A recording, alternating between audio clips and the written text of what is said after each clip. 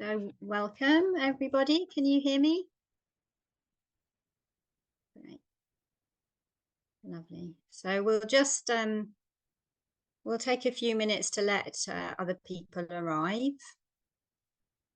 But really a warm welcome. And as we let others arrive, we can be arriving here in ourself. So allowing ourselves to ground, find a comfortable position.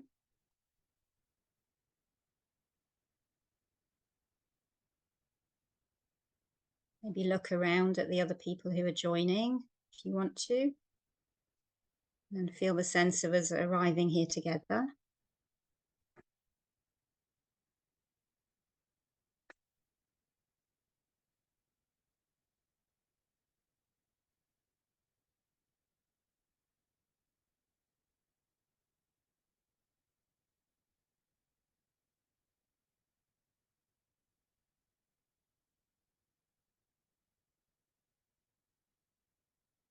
Well, I know Adam last week was talking about enlarging our sense of community, which is a really lovely theme, and also noticing what happens as we come together with a sense of community, what this does in our heart.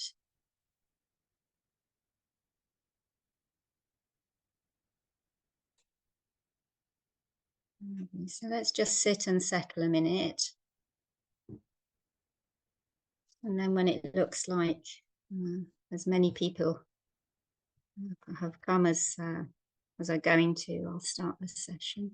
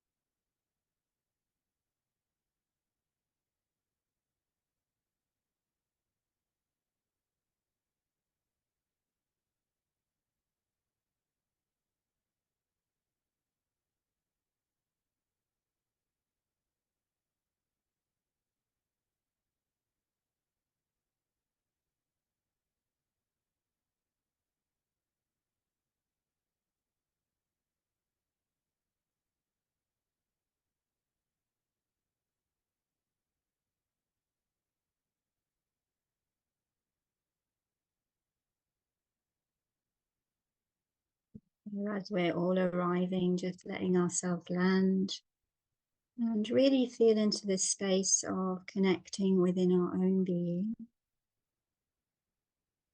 our body, into our listening, and into the sense of also our gathering here together in this space to practice and reflect together.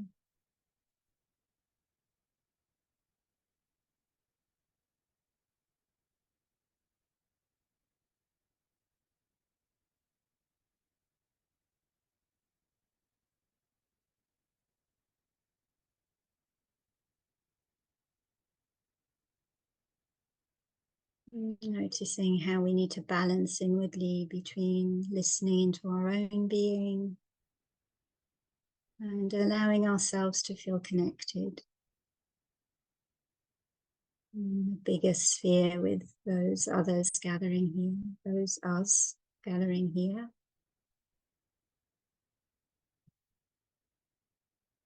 In each one of us find our own balance inside.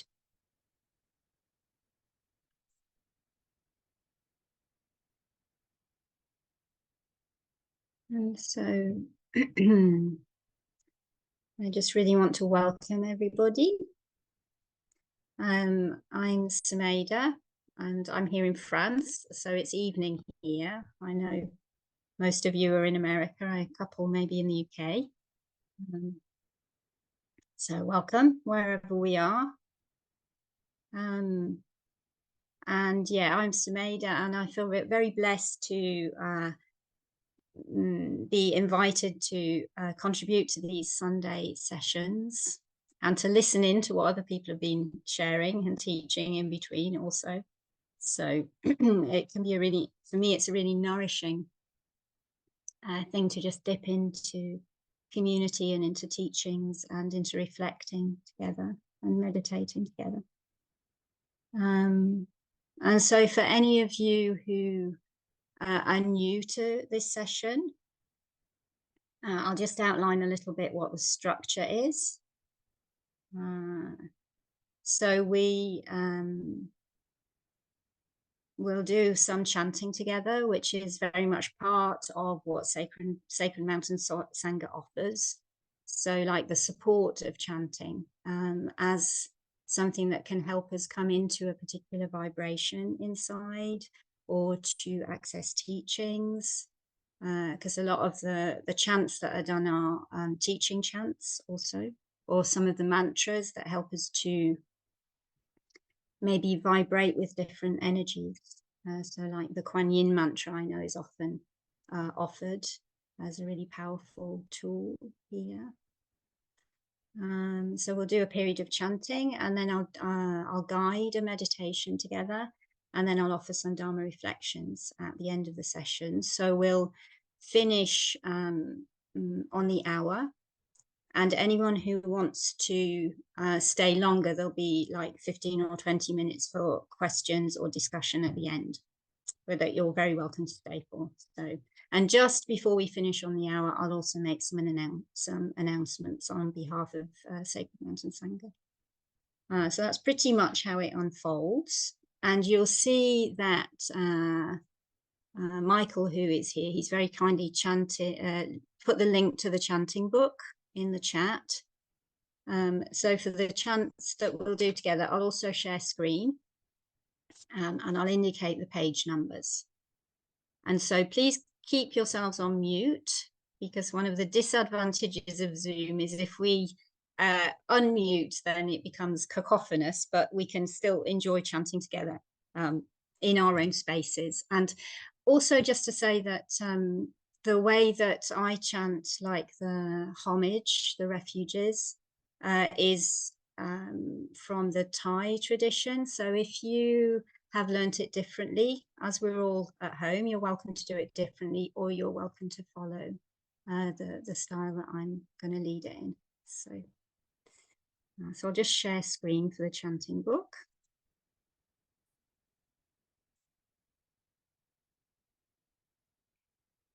Okay, can everybody see that?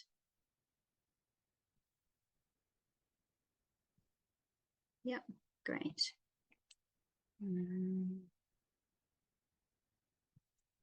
And I'll just also switch to original sound. There we go. Okay, so we'll chant the Namo Tassa together, which is up on screen. And then we can move down. Let me see. Which is up on the screen, and then I'll tell you the next bit. So we'll chant the Namo Tassa and the refuges together. Namo Tassa Bhagavato Arahato Sama Sambuddhassa. Namo Tassa Bhagavato Arahato Sama Sambuddhassa. Namo tassa bhagavato arahato sama sambuddhassa. Buddhang saranang gacchami.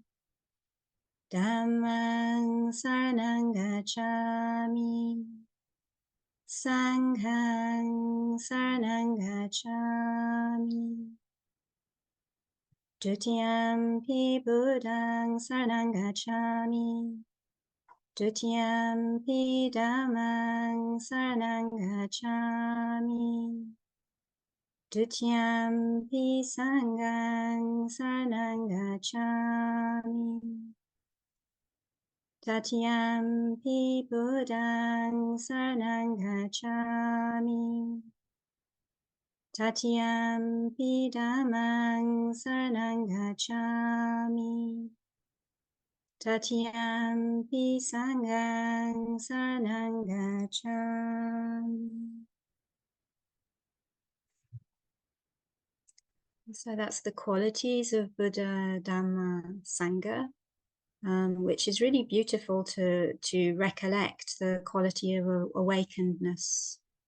So the historical Buddha, honoring, so this sense of honoring, which is really beautiful, like both the historical Buddha and the awareness that is here present within us. So like giving attention, honoring that, honoring the teachings that are of support to us, and honoring the community that is of support to us. There's something really powerful about giving attention, honoring, holding up in this way. And that chant, for me, I find a really beautiful, regular way of inclining back into that space. So, and then we can go down in the chanting book to the recollection of the triple jewel, which is like unpacking these qualities. And we'll just chant in Pali. And again, I do it in the Thai style. So the recollection of the triple jewel on page 4. And as we do the chant, we can really align our heart in the sense of listening and staying seated, feeling what's resonant for us, feeling what we might need to allow to pass on. It doesn't make sense, or maybe it causes a contraction that we might need to look into at some point. So just staying seated in our own heart and our own listening, and letting the chant resonate through.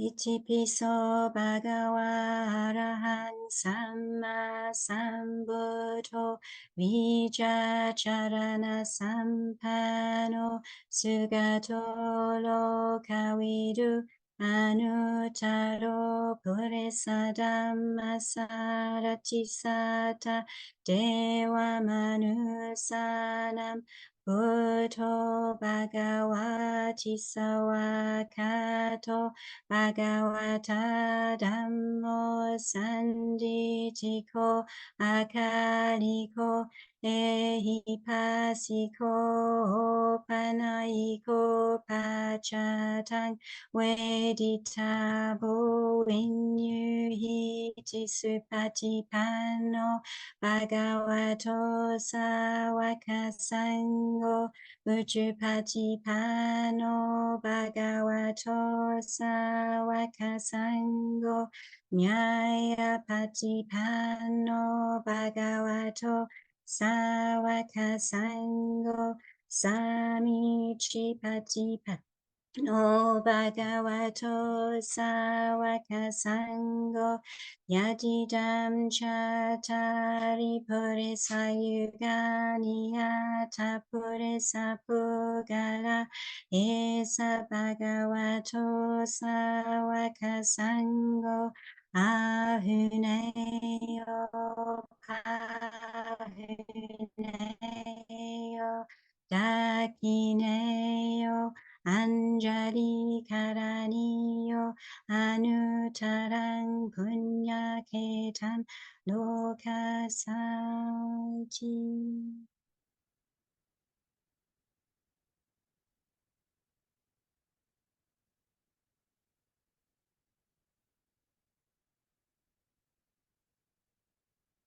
So we can just let that resonance settle into our being.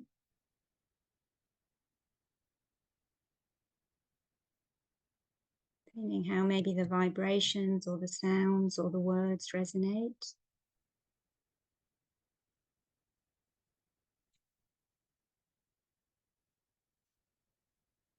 And then I'd like to move on to one of the chants, which is a teaching chant. So I know Adam last week talked about the Brahma Viharas, the qualities of loving kindness, compassion, sympathetic joy, and equanimity. And as I learnt this chant in Amaravati and Chithurst Monastery, it was explained also as a teaching chant and a reflection on those four Brahma Viharas. So may I abide in well-being, may everyone abide in well-being, may all beings be released from all suffering, and may they not be parted from the good fortune they've attained. So that's the joy. And then the last part, reflecting upon cause and effect, essentially, is a reflection on equanimity, on the cultivation, how we can cultivate equanimity. If you wish to, we can chant this together. So it's shared on the screen and it's on page 7 of the chanting booklet.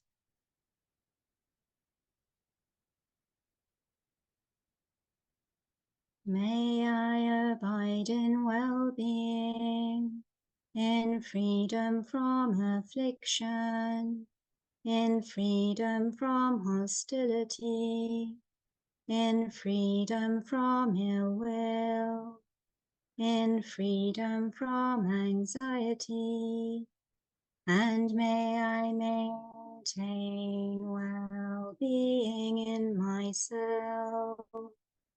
May everyone abide in well-being, in freedom from hostility, in freedom from ill will, in freedom from anxiety, and may they maintain well-being in themselves.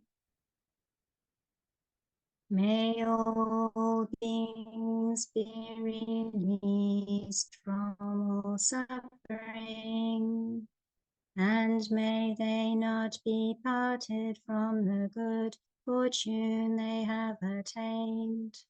When they act upon intention, all beings are the owners of their action and inherit its results.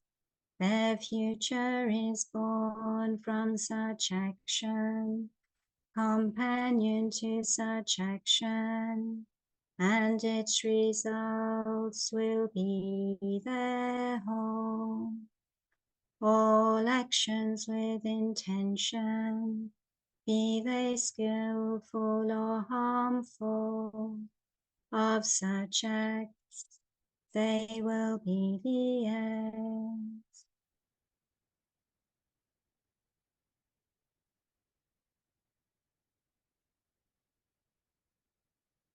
And to finish the chants, we can go back up to page 3, I think it is, to the mantras. And I'd like to chant them the homage to Tara, compassion expressed as enlightened activity. So I also love doing the Kuan Yin compassion mantra, and Tara is said to be born of a tear of Avalokiteshvara, and I'm pretty sure in the past she's helped me out, pretty sure. So yeah, these are really beautiful energies to connect with, the energy of wisdom and compassion. We can do that like through our meditations and also through chanting. Is a beautiful, beautiful way to do it. So, so this has quite a range of notes, and I'm not a singer, so please follow as you wish. So we'll just do a few rounds, and the tune, you'll pick up the tune if you don't already know it. Om tari tu re so ha. Om tari tu re so ha. Om tare tu re so ha. Om tare tu re so ha. Om tare tu re so ha. Om tare tu re so ha. Om tare tu re so ha. Om tare tu re so. Om tare tu re so ha. Om tare tu re so ha. Om tare tu re so ha. Om tare tu so ha.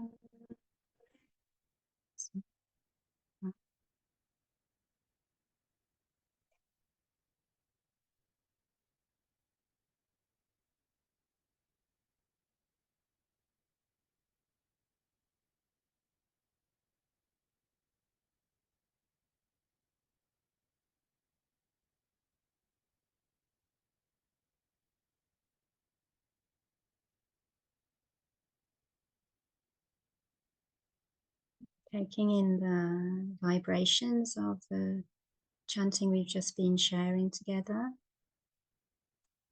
the vibrations in your own body.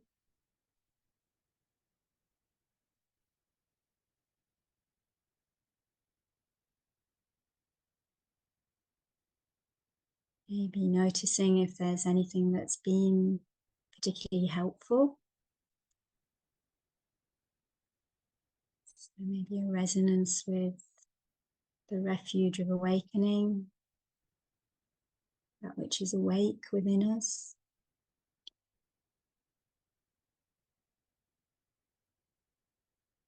With community or with the Brahma Viharas.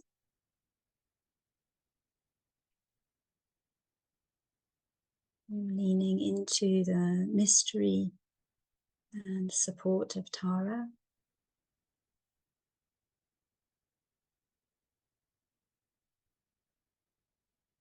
Just feeling if anything has been helpful and letting that resonate gently within you.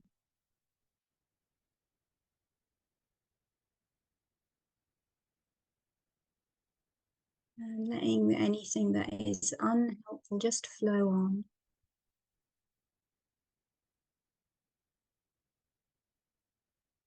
And we don't need to work it out, we can just let it go.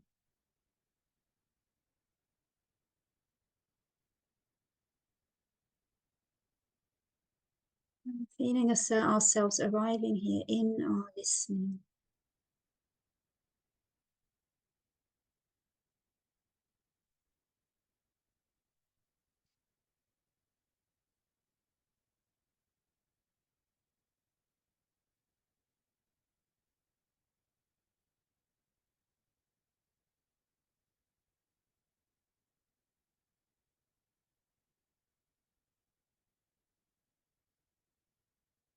We're really inviting ourselves to gather here. Maybe the mind is feeling scattered, or we've been arriving from something.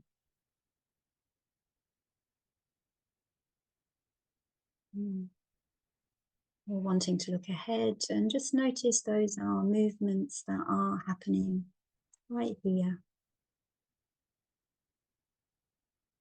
Your listening is right here.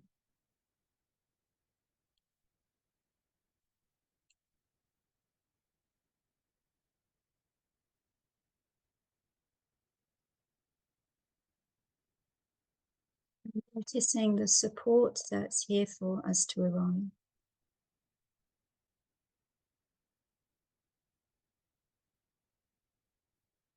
Really allowing your mind to come into your body, however you can. Is there anywhere that feels safe in your body?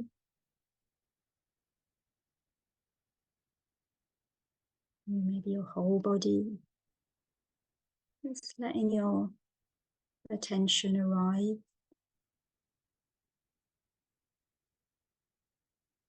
Gathering a little your mind, body, heart. Yeah.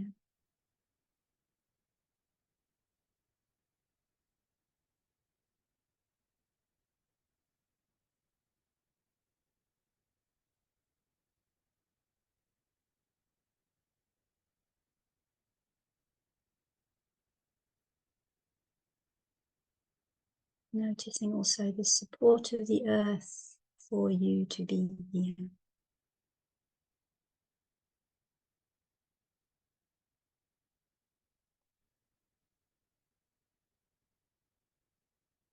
And we let our body rest with this earth here. With earth that feeds us. Our flesh is built on what this earth offers us.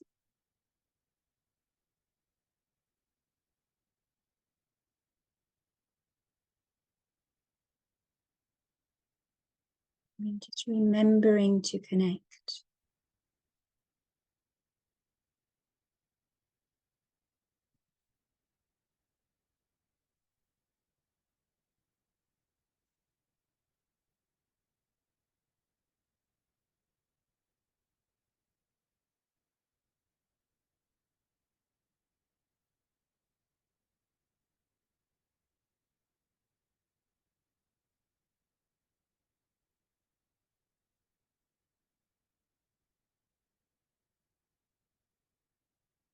Noticing we're actually really, really supported by the physical elements to arrive here. The earth that is supporting us, that is nourishing us.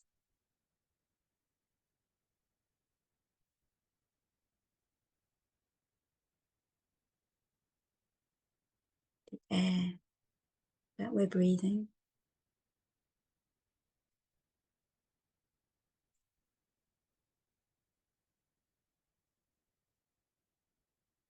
Notice how nourished we are at this moment.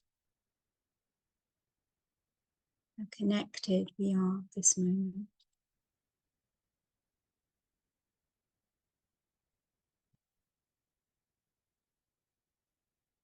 In a very real way.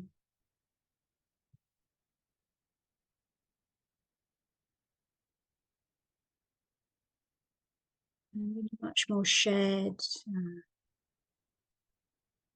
way than the bubbles of our thought would maybe have us believe.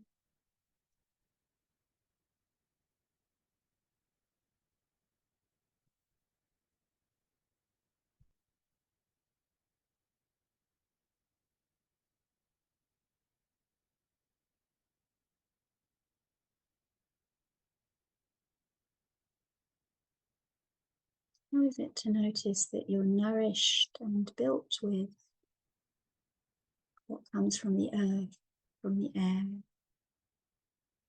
water, fire or heat?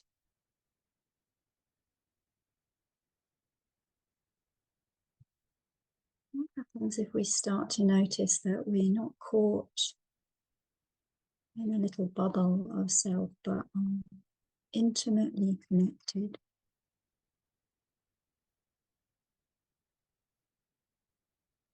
with a life that is much bigger than our own being, and that we're held in that?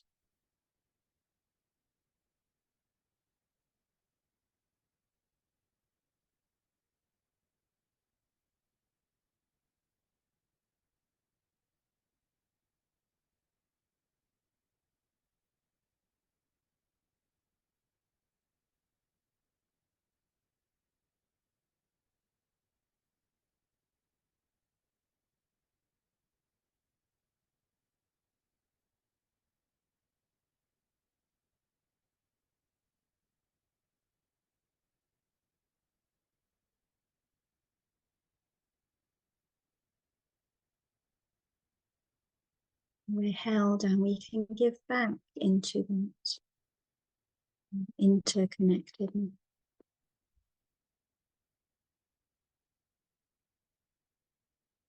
And what happens if, as we notice our breath, we breathe in with gratitude for being nourished, and we breathe out that gratitude back into the life that's nourishing.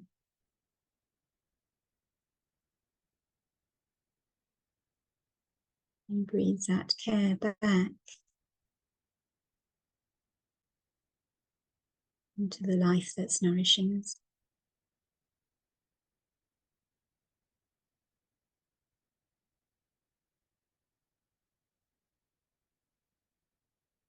Or as Thich Nhat Hanh said, we walk with the earth, or we sit with the earth.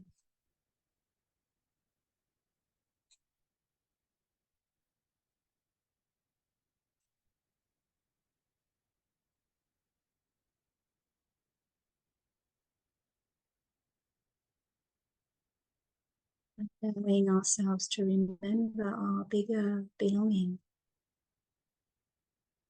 and to turn our heart to honoring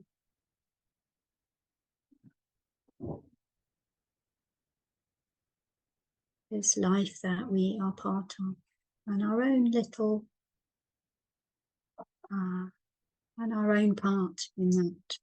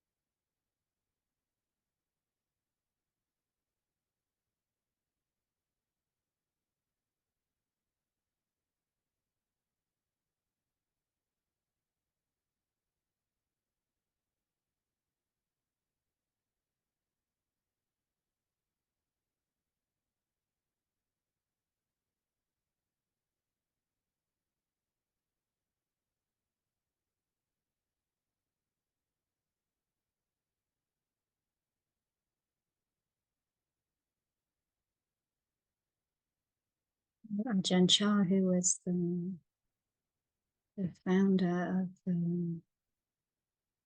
one of the lineages in the forest tradition in Thailand,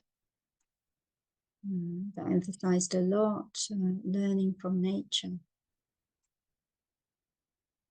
He said that whatever we can notice that what we give our attention to, the mind tends to take on that quality. So what happens if we invite and guide our attention to notice the touch of the earth underneath, maybe even within our body, where we notice the nourishing, enlivening of the air as it comes in and it leaves, as we notice our connectedness.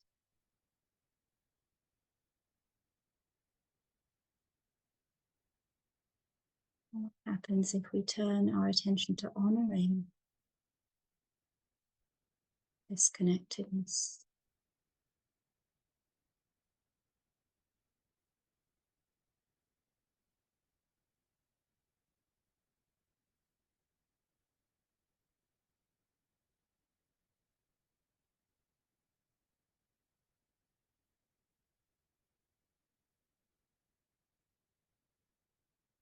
And this kind of guiding isn't an instruction of A plus B equals C. It's what happens if we guide our attention? What do we notice? Each one of us to taste into what happens.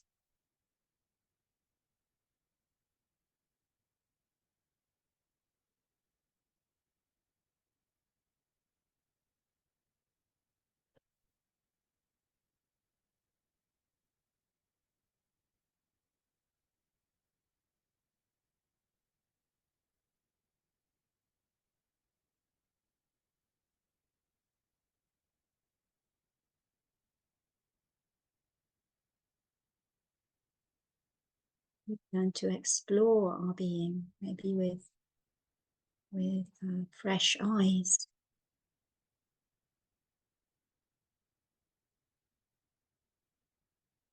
Fresh heart, fresh attention.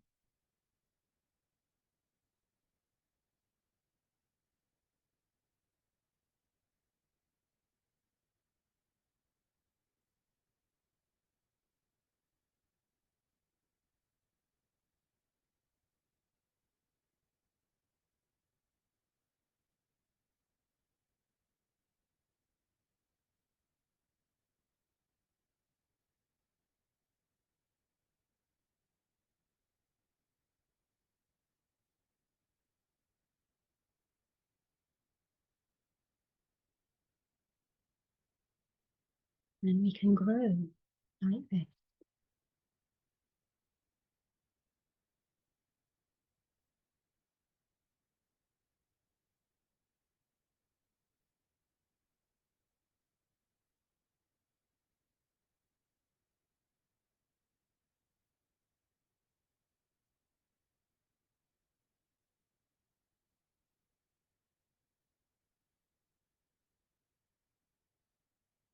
As we come to the end of the meditation,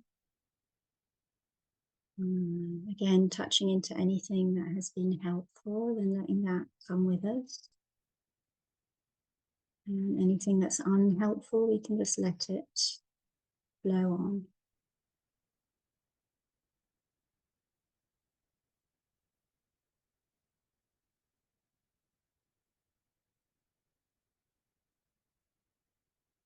Staying in touch with the earth as we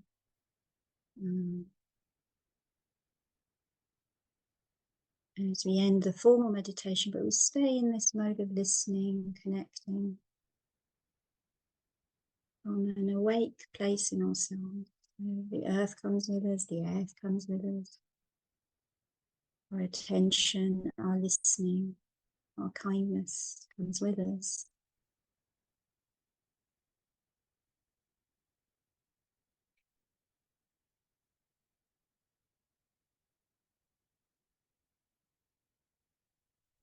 Mm.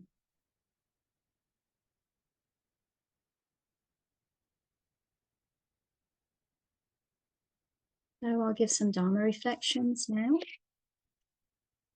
And I really want to honor what Adam was talking about last week. So I really loved his emphasis on love as a lens. So for any of you who weren't there, it's really worth a listen, last week's talk. And if you were, then I'll pick up on some references. And so he was talking about love as a lens, and that we can really expand the sense of loving kindness to other human beings. And that this is really helped by a sense of not treating other beings as objects, which I felt really touched by. This is something of a passion of mine as well. How we've become in our society, and Bhikkhu Bodhi says it very, very clearly in an article he wrote before the 2014 Climate March in New York. He talks about how our society has become a culture of death, essentially, where we just objectify each other, we objectify the beings we're sharing the planet with, we objectify the planet, and in that way we just use, we consume, and we're never satisfied, of course, because when we're just consuming, we can't be. And this shift into which I find really lovely in the context of Buddhist teachings, which can teach about non-self, and we can take that, in quite a cold way. But he talks about this shift into the importance of a subjectivity of being. So recognizing the aliveness, the sacredness of life, and honoring that, which I find to be like really, really crucial in practice. And so I felt like what Adam was saying last night was last week was really touching into that, and him talking about the transformational effect when we don't just do it as an object. So it's not just like, okay, I send you loving kindness, and it's a thought conceptual thing, but shifting into the heart. And he was saying when you have the lens of love, when that meets suffering, it transforms into compassion. When it meets happiness, it transforms into joy. When it meets the vicissitudes of impermanence, the ups and downs of life, it transforms into equanimity, the vision that we are responding with, which is really, really powerful. And I listened to a lovely talk once by a Christian monk that was saying, the longest journey is from here to here, so like 15 inches from the head to the heart. And I was like, yeah, right, that's really, really true. And so something about that invitation to really allow our practice to be transformational, and how important it is in that to shift out of a kind of objectification mode, even of ourselves. So, which can happen. It's like we can use meditation as like okay, I'm going to do this DIY project on myself, and make it better. And actually, where's our heart in that? Where's our heart? Where's our caring for our own being? Where's our capacity to include all the different landscapes of our heart? And this is where deep compassion really starts to be important. And then I'll just say one more thing from Adam's talk, which really inspired me, which is he gave this lovely quote from Thomas Merton that was basically talking about how we don't recognize how we're shining beings. We're actually, we're really alive and beautiful beings, and we get swallowed under the what the Buddha called the dust, the dust of life. And he talked about, in that recognition, the joy of being human. So for him, in Christian language, that God incarnated in human form. But the Buddha talks about this. He talks about precious human rebirth. And why is human rebirth precious? Because we have this capacity for awareness. So the joy of tuning back into our being as an aware being is really, really pivotal for me. So this Thomas Merton quote touched on that. And then what I wanted to lead off from in this talk was that there was also a part of that quote from Thomas Merton where, when he had his realization experience, he realized he was looking at other people and he had this experience of love, of deep love, inclusive, all-inclusive love. And he said, they are mine and I am theirs, apparently. So I'd never heard this quote before, and I was like, oh, that's so beautiful, this sense of recognizing our mutuality. So, and this is something I've been contemplating for a while in practice as something really, really powerful. So Adam was talking about the importance of community and enlarging our love in human community, which is really, really important. And for me, I have that shifting lens that he's talking about is, for me, that shifting of the lens into one where we can see through a sense of connectedness and we can see through a sense of love is very much supported by recognizing the bigger life that we're part of. So one translation of Vipassana, so as I'm sure a lot of you know, in Buddhism, there are, in early Buddhism, there's this classic, there are the two wings of the bird, the Samadhi practice and Vipassana practice.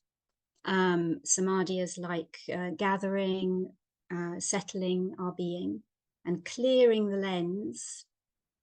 So Vipassana is sometimes translated as ways of seeing. So these different lenses through we can look through our being. And it, for me, one way of cleaning the lens, of really supporting a lens which allows us to respond to life in a connected way, is this very active sense of connecting to parts of our being that we otherwise ignore. When we shift our lens in that way, we re-understand ourselves. So you can get an entirely different perspective on your suffering if it's from a connected place or a non-connected place, for me. So as Adam was saying, when love meets suffering, we feel compassion. When a mind that is tinged with aversion meets suffering, it often creates more suffering. And that's just a shift in the lens. So for me, there's this question of, well, what helps to shift the lens? And especially in the context of, because when we start to really see clearly, the Buddhist teaching says that, we might start to notice the three marks of existence. So how suffering arises, the mark of impermanence, and the mark of non-self.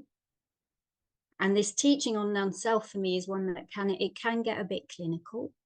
It can be a bit like, okay, I'm this observer looking at all these conditions passing by, and that's very much an object process for me. It's another objectification. So how do we bring juice into that shifting of our lens? And so this is a bit what I wanted to talk about today. So one of the ways in which we can bring juice into that shifting of our lens is through noticing the heart qualities that Adam was teaching about last week. So the Buddha talked about the Brahma Viharas, so loving kindness, compassion, sympathetic joy, equanimity. And what is really beautiful is he talked about them as natural qualities of heart that we give attention to. We're just learning to give attention. We're just learning to shift our focus. So say there's a moment of aversion arising in you. What do you do with that? Can we receive that into loving kindness? Can we try and look through a lens of lovingness, for instance? And as we start to even question in this way, we might notice that we have a deeper well of qualities within us. So, and we need to learn from other people in this. So when I first went to the monastery, I remember it really helped me that one of the very senior nuns, she was like, when she first came, she was like, oh, it's all special people here. And it's like, no, it's not special people. Everyone is on the path. Everyone. And there's a real beauty in giving one's intention and the fullness of one's energy to practice. But awareness and loving kindness and compassion, equanimity, these are within all of us. And we just need to shift our attention sometimes. So this is something that can help us to shift our lens and realize that we have a well of qualities here within us. A second thing that helps me to shift the lens is really, really noticing our awareness.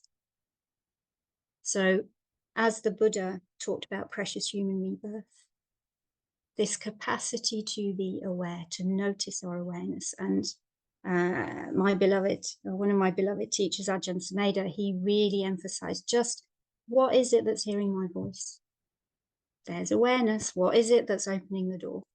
So we don't have to make it so distant from us.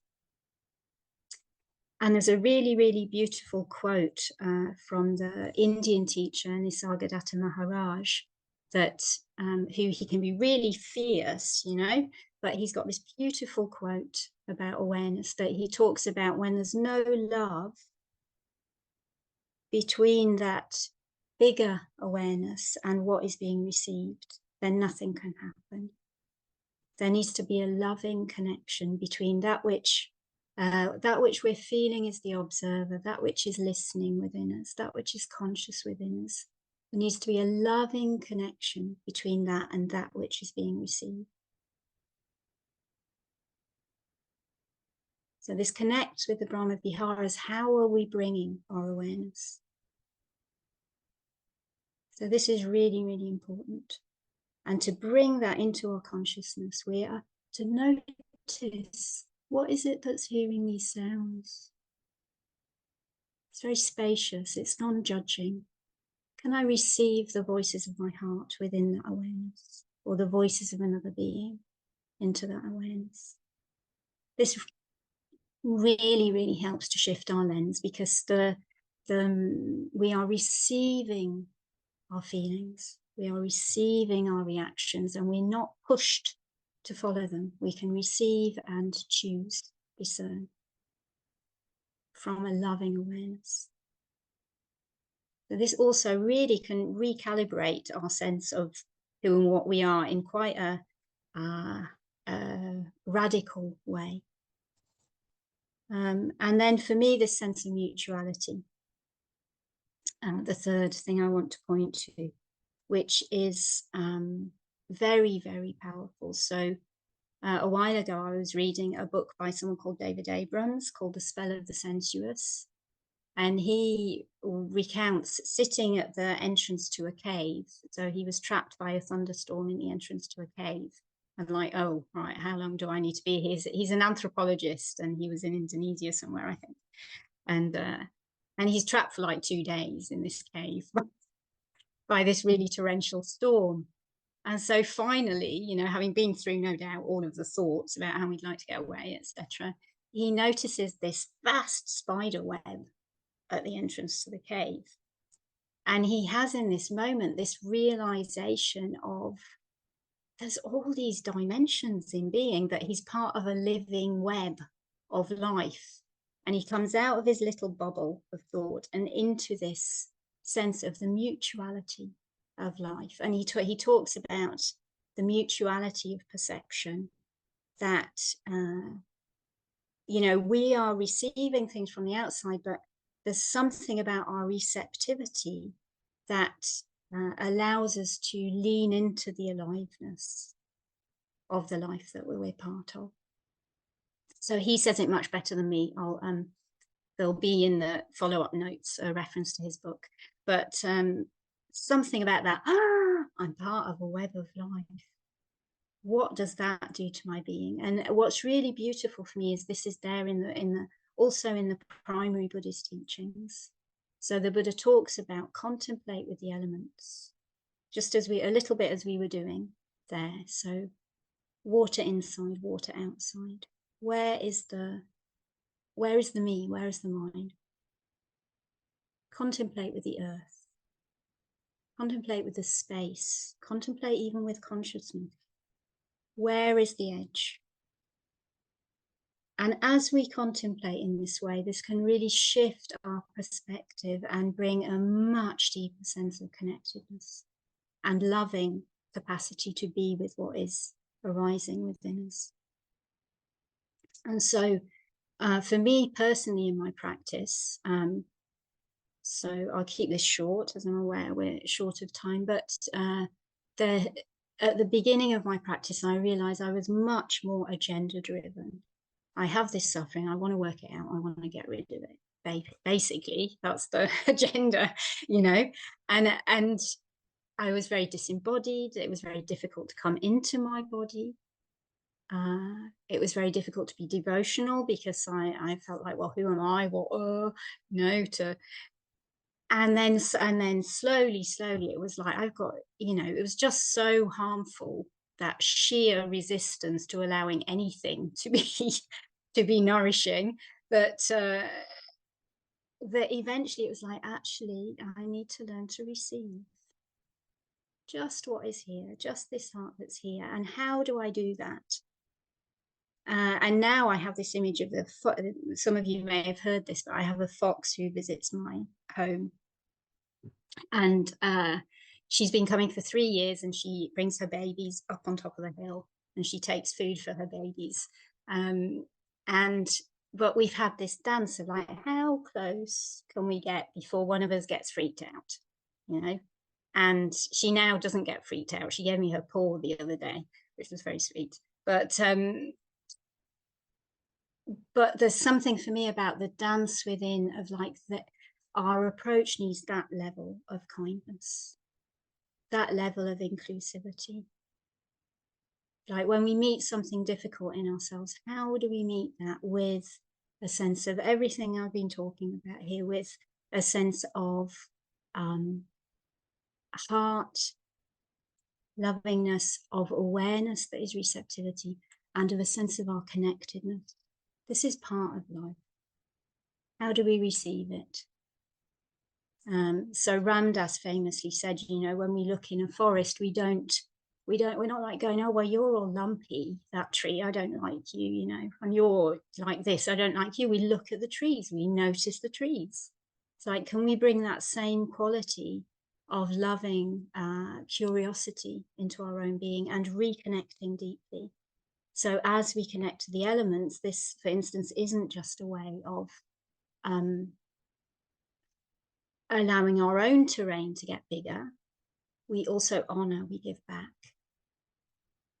You know, we deepen our sense of being and we give back from that place. Our responses are changed from that place.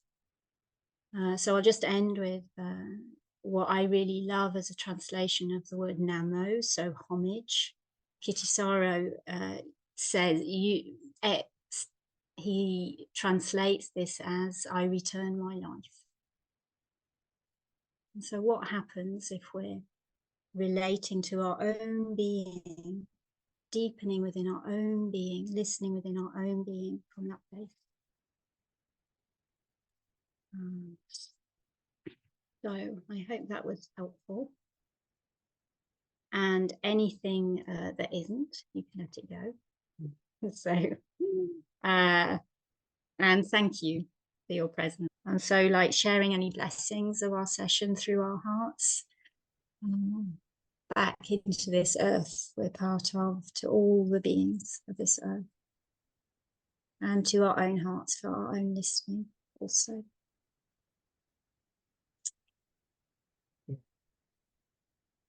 Thank you. Mhm. Oh, well.